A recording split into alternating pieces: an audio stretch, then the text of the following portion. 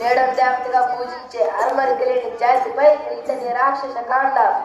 ఎవడిచ్చాడు దొరలకు హక్కు?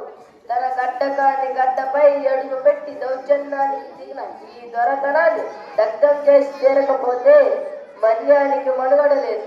నిత్యం తెచ్చే కన్నా వీరుడిగా పోరాడి చావడం యుక్తం. బ్రిటిష్ నిరంకుశులపై తిరుగుబాటు, పీడన ప్రభుత్వంపై విప్లవం ప్రతి మానవుడి జన్మ హక్కు.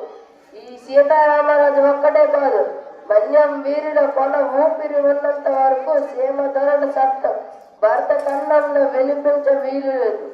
సింహాలు వేరించే సీమలో నక్కలకు స్థానం ఉండరాదు. పులినైనా పిలిచి చంపగలి వన్యజాతి తలుచుకుంటే ఈ ధరలకు త్రుటులో గొత్తులు మత్తులు లేకుండా చేయగలదు. 3 నెలల పెట్టెలు కట్టుకుని స్వాతంత్ర పోరాటాన్ని సెల్ఫిన ఝాన్సీయే మనకు విప్లవ స్ఫూర్తి. నరుడు తలుచుకుంటే నల్లరాళ్ళు బద్దలవుతాయి.